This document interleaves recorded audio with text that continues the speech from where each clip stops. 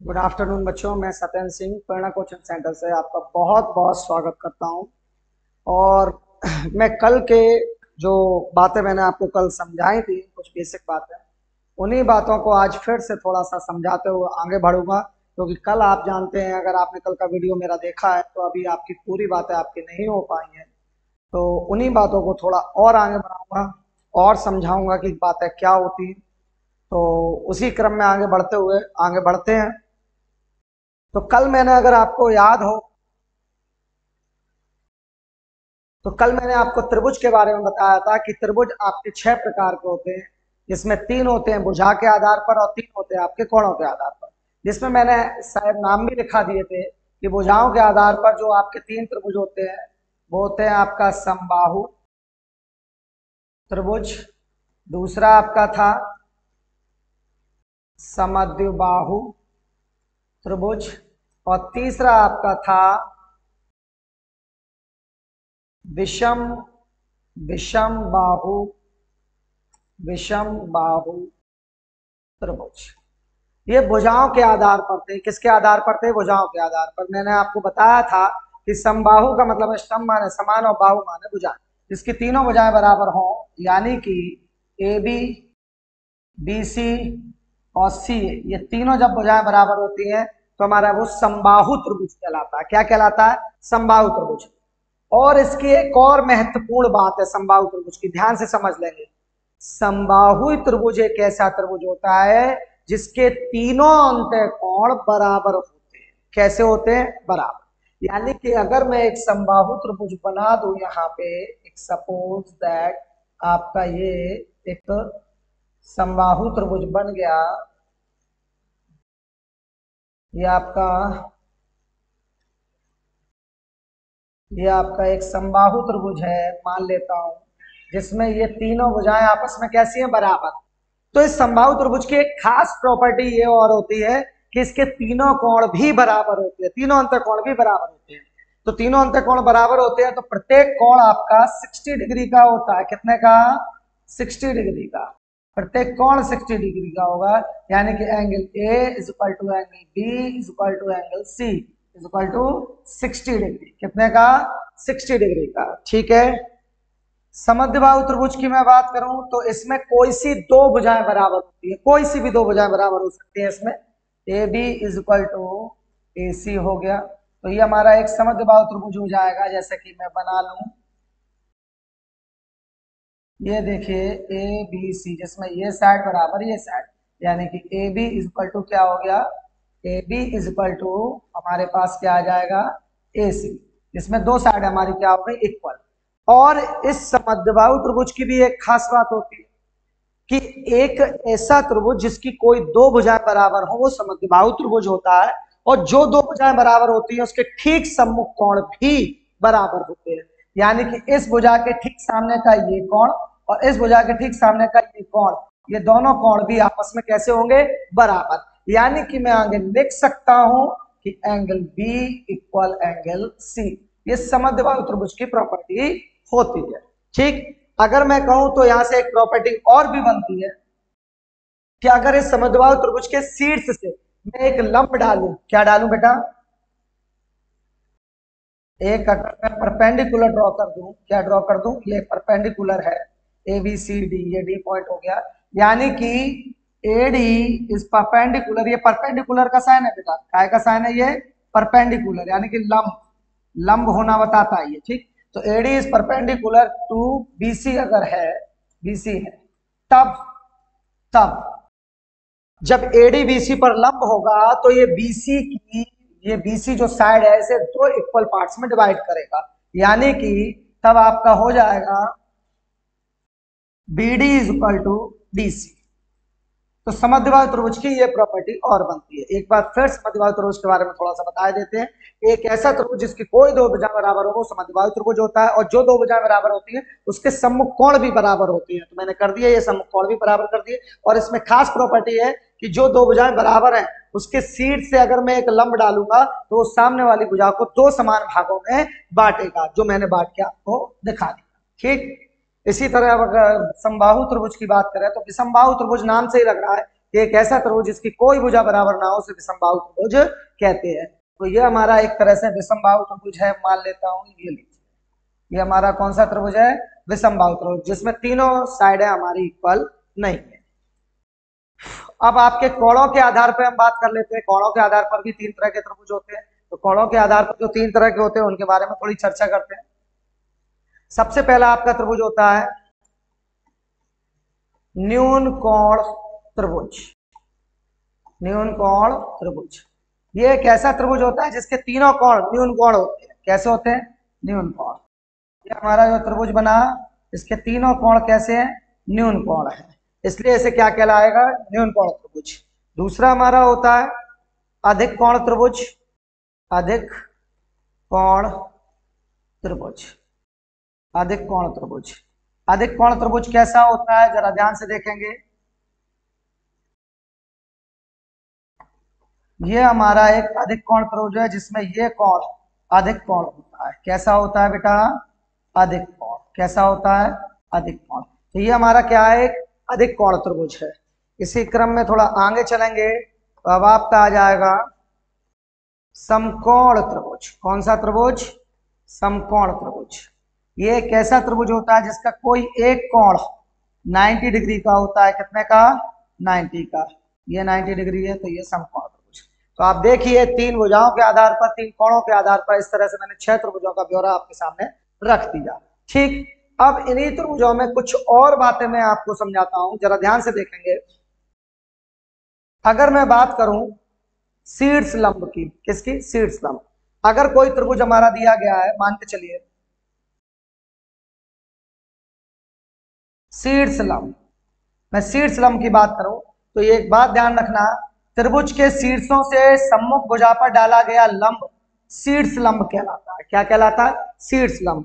यानी कि अगर ए से एक लंब ये डाला गया है, मान लेता हूं मैं ये लंब है, बी से एक लंब आपका ये डाला गया है, मान लिया आपने कि ये भी क्या है? एक लंब है, और सी से एक लंब ये डाला गया आपका, ये भी क्या है? एक लंब है। तो इस तरह से आपने देखा कि किसी भी त्रिभुज में, किसी भी त्रिभुज, कोई सा भी त्रिभुज हो, 6 प्रकार के त्रिभुज है, इसमें किसी भी त्रिभुज के शीर्ष से जब हम लंब डालते हैं तो वो शीर्ष लंब कहलाता है। और एक त्रिभुज में 3 से ज्यादा शीर्ष लंब नहीं डाले जा सकते। सिर्फ कितने शीर्ष लंब डाले जा सकते हैं? 3। तो ये हमारे 3 शीर्ष लंब है, और तीनों शीर्ष लंब जिस बिंदु से होकर गुजरते हैं उसे ही हम लंब केंद्र कहते हैं। क्या कहते हैं बेटा? लंब केंद्र। इंपॉर्टेंट बात है, ध्यान रखेंगे। तीनों शीर्ष लंब आकर जिस बिंदु से इंटरसेक्ट होकर निकलते हैं वो हमारा क्या कहलाते हैं? लंब केंद्र। क्या कहलाते हैं बेटा? लंब केंद्र। इसी तरह मैं बात करूं माध्यिका की, कि माध्यिका क्या होती है उसे भी थोड़ा समझ लेते हैं।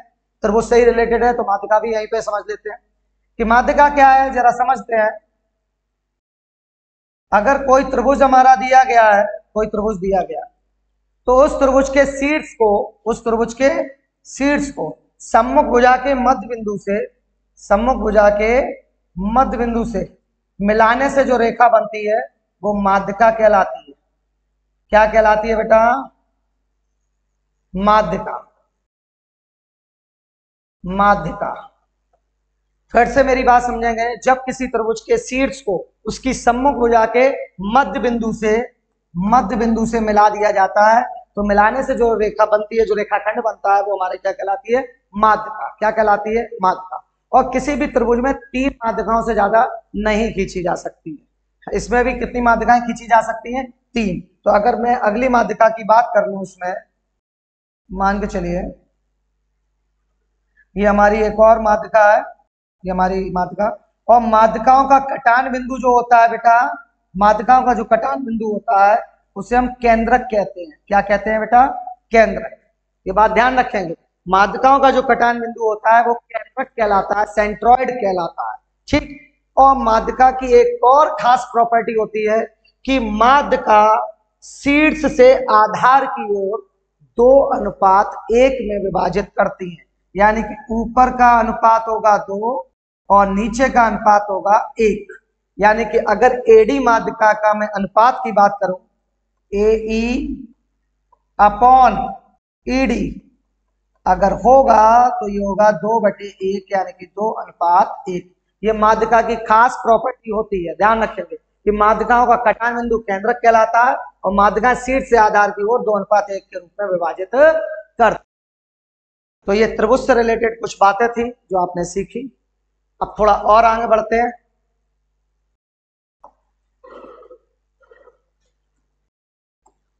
अब बात करते हैं यहाँ पे बहुभुज की कि बहुभुज क्या है, जिसे अंग्रेजी में पॉलीगन कहते हैं। बहुभुज जिसे अंग्रेजी में पॉलीगन कहते हैं। अब ये बहुभुज क्या है जरा सुन लें। 3 या 3 से अधिक रेखाखंडों से घिरी हुई आकृति, फिर से सुनेंगे, 3 या 3 से अधिक रेखाखंडों से घिरी हुई आकृति बहुभुज कहला सकती है, यानी कि बहुभुज कहलाती है। अगर मैं त्रिभुज की बात करूं तो ये भी एक बहुभुज है क्योंकि ये 3 रेखाखंडों से घिरी हुई आकृति है। मैं अगर एक चतुर्भुज की बात करूं तो ये एक बहुभुज है क्योंकि ये 4 रेखाखंडों से घिरी हुई आकृति है। अगर मैं एक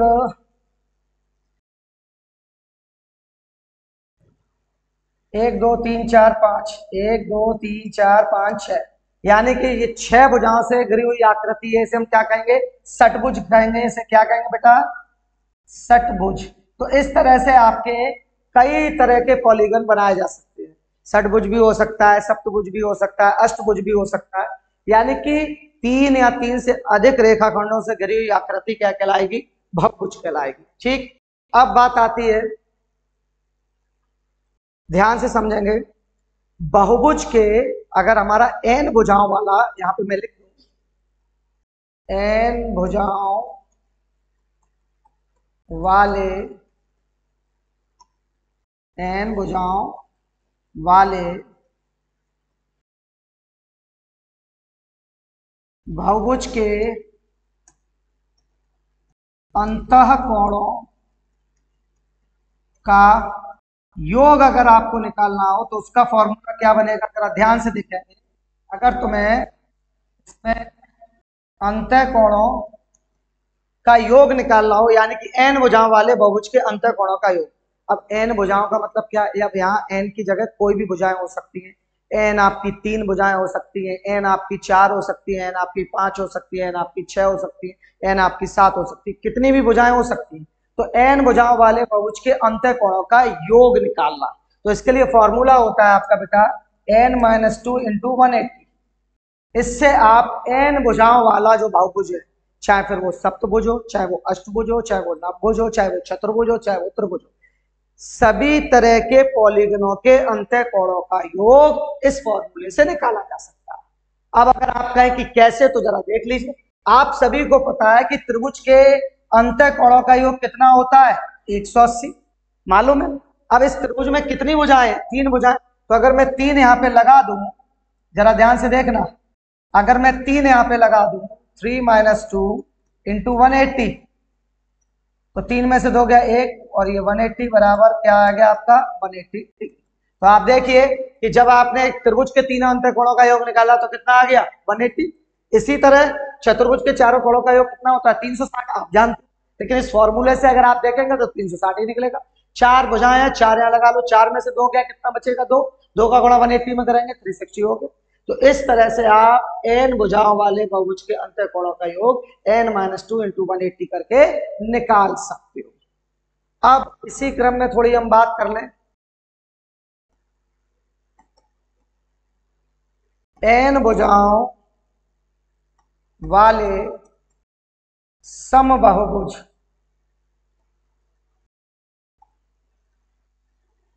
के प्रत्येक अंतःकोण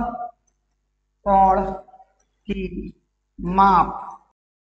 अब जरा ध्यान से सुने, अब क्या लिखा है कि n भुजाओं वाले समबाहुभुज के प्रत्येक अंतःकोण की माप। अब समबाहुभुज है, यहाँ पे ये बात नोट करने की है, ये बहुभुज नहीं है, ये क्या है बेटा, समबाहुभुज। समबाहुभुज का मतलब होता है कि एक ऐसा बहुभुज जिसकी सभी भुजाएं बराबर हो और जिसके सभी कोण भी बराबर हो।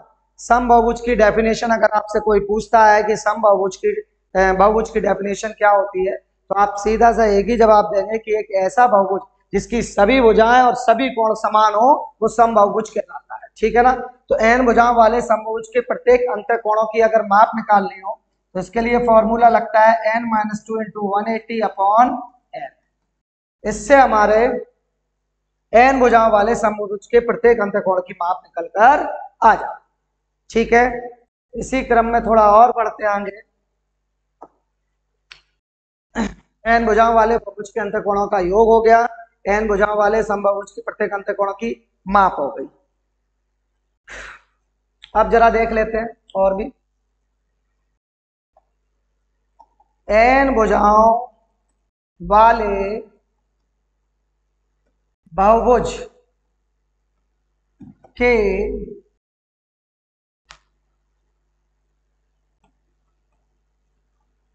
बहिष्कोणों का योग सदैव 360 डिग्री होता है। ये एक यूनिवर्सल ट्रुथ बात है जो कभी नहीं बदलती है, ध्यान रखेंगे इस बात को कि n भुजाओं वाले बहुभुज के बहिष्कोणों का योग सदैव 360 डिग्री होता है। n बहुभुज, मैंने समबाहुभुज नहीं बोला है, ध्यान रखेंगे इस बात को। मैंने बोला है कि n भुजाओं वाले बहुभुज के बहिष्कोणों का योग सदैव 360 डिग्री होता है। अगर मैं यहां पर बात करूं इस त्रिभुज की, अगर इस त्रिभुज को ही मैं ले लूं यहाँ पे इसी बात को समझाने के लिए, ये मैंने एक त्रिभुज बना लिया, ये ए, ये बी और ये सी। अब आप जानते हो कि बहिष्कोण कौन सा होता है? बहिष्कोण एक ऐसा कोण होता है जब हमारे किसी त्रिभुज की किसी एक भुजा को बाहर की ओर बढ़ा दें तो बाहर की ओर बढ़ाने पर जो बाहर कोण बनता है वो क्या कहलाता है? बहिष्कोण, यानी कि एक्सटीरियर एंगल। कौन सा एंगल? Exterior angle. जब हम किसी त्रिभुज की एक भुजा को बाहर की तरफ बढ़ा देते हैं तो बाहर जो कोण बनता है वो बहिष्कोण कहलाता है। तो इसी तरह अगर आप देखें तो ये एक बहिष्कोण बना, मैंने बीसी भुजा को बाहर बढ़ा दिया। इसी तरह अगर मैं चाहूं तो इस सीए भुजा को बाहर की तरफ बढ़ा दूं तो ये एक बहिष्कोण बन गया। इसी तरह मैं चाहूं तो इस भुजा को मैं बाहर की तरफ बढ़ा दूं, इस भुजा को मैं बाहर की तरफ बढ़ा दूं तो ये एक बहिष्कोण बन गया। तो इन तीनों बहिष्कोणों का अगर मैं योग निकालूंगा तो वो 360 से ना कम आएगा ना ज्यादा, यानी कि तीनों बहिष्कोणों का योग 360 डिग्री होगा। और ये त्रिभुज में ही लागू नहीं होता है, चाहे आपका चतुर्भुज हो, चाहे पंचभुज हो, चाहे षष्ठभुज हो, चाहे अष्टभुज हो, कोई भी बहुभुज है n भुजाओं वाला तो उसके बहिष्कोणों का योग सदैव 360 डिग्री ही आता है। ठीक है ना, इस बात को ध्यान रखें। इसे सिद्ध भी किया जा सकता है लेकिन अभी सिद्ध नहीं, अभी सिर्फ आप समझ लीजिए कि ये बहिष्कोणों का योग सदैव कितना होता है? 360। ठीक है ना। अब एक बात और, ये बात तो समझ में आ गई होगी आपके, ठीक है ना। अब एक बात और समझते हैं जरा ध्यान से यहाँ पे कि n भुजाओं वाले समबाहुभुज के बहिष्कोण का मान बराबर क्या होता है? अब n भुजाओं वाला, कितनी भुजाओं वाला?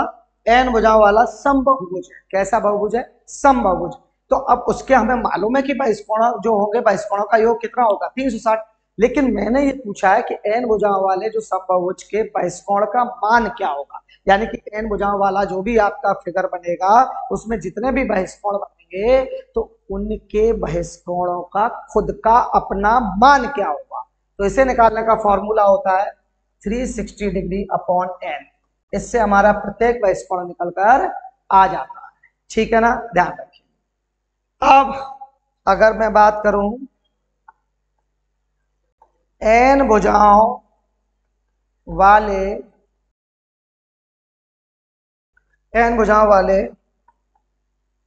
बहुभुज में विकर्णों की संख्या, किसकी संख्या? विकर्णों की संख्या कितनी होगी? किसकी? विकर्णों की संख्या, जो डायगोनल्स खींचे जाते हैं। तो उसके लिए फॉर्मूला होता है n into n minus 3 upon 2। इससे हमारा विकर्णों की संख्या निकलकर आ जाएगी कि कितने विकर्ण उसमें खींचे जा सकते हैं। बात समझ में आ गई ना? ध्यान रखेंगे कि अब जैसे मैं ये बात करूं ये चतुर्भुज है, अब चतुर्भुज में कितने विकर्ण खींच सकते हैं? आप सभी जानते हो चतुर्भुज में कितने विकर्ण खींचते हैं? 2। क्या इस फॉर्मूले से निकल सकता है? आइए निकाल के देखते हैं। तो इस फॉर्मूले से थोड़ा विकर्णों की संख्या यहाँ निकाल लेते हैं। एन होता है यहाँ भुजाओं की संख्या, भुजा कितनी है 4, 4 यहाँ रखा, 4 यहाँ, 4 में से 3 गया, देख लेंगे 4 इंटू 1/2, 2 2 जा 4, कितने आ गए 2, और वास्तव में 2 ही विकर्ण हमारे बनके तैयार हुए। तो आपने इस तरह से ये सीख लिया। ये बहुत ही इंपॉर्टेंट बातें हैं जो अक्सर कर कभी कभी बच्चे भूल जाते हैं और इन चीजों को याद नहीं रख पाते हैं, इसलिए इन्हें आपको बहुत अच्छी तरह से याद रखना है। जो आपके मैथ से रिलेटेड जो भी एग्जाम होते हैं उनमें कभी कभी इन बहुभुजों के अंतःकोणों का योग या एक अंतःकोण की माप आपसे पूछ ली जाती है, ठीक है ना, या ये पूछा जा सकता है कि आपका इतनी भुजाओं वाला एक बहुभुज दिया गया है तो बताइए उसमें विकर्णों की संख्या कितनी होगी। तो मैंने आपको ये सभी फॉर्मूले लिखाए आपके सामने हैं कि n भुजाओं वाले बहुभुज के अंतःकोणों का योग n-2 इंटू 180 होता है, n भुजाओं वाले समभुज के प्रत्येक अंतःकोणों की माप n-2 इंटू 180 अपॉन n होती है।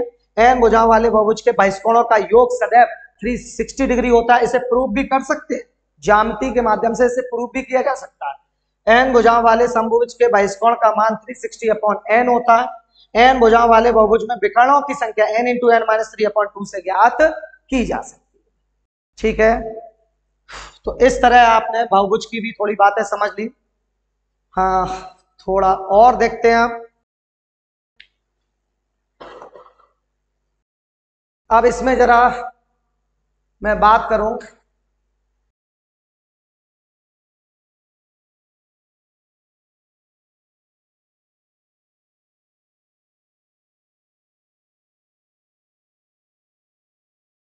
तो अब अगर मैं इसमें बात करूं कि बहुभुज, तो बहुभुज के भी आपके 2 प्रकार होते हैं। ये फिलहाल मुझे थोड़ा पहले बताना चाहिए था कि बहुभुज हमारे 2 टाइप्स के होते हैं। एक होता है हमारा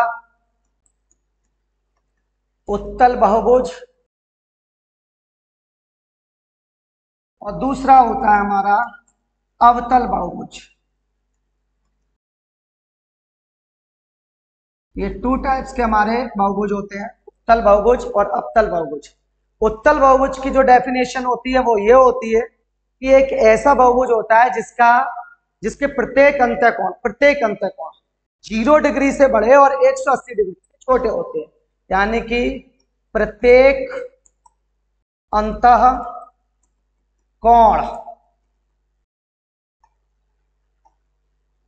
थीटा 180। प्रत्येक अंतःकोण जो होता है इसका वो कैसा होता है जरा ध्यान से देखिए, थीटा 0 से बड़ा होगा लेकिन 180 से छोटा होगा। जिसमें आपके कौन कौन से फिगर आ सकते हैं इसमें आपका त्रिभुज आ सकता है, इसमें चतुर्भुज आ सकता है। तो इस तरह से ये फिगर इसमें आ सकते हैं जिसमें आप देख रहे हैं कि प्रत्येक अंतःकोण 0 से बड़ा और 180 डिग्री से छोटा होता है, उसे हम उत्तल बहुभुज कहते हैं। अब मैं बात करूं अवतल बहुभुज की। अवतल बहुभुज किसे कहते हैं? तो इसमें क्या होता है, इस बहुभुज का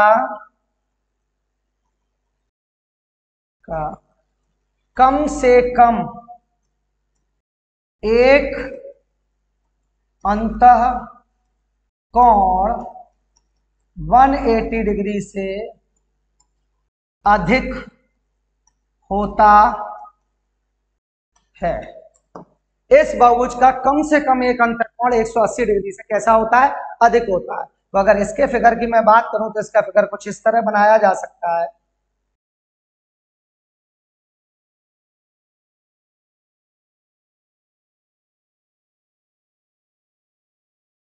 इस तरह से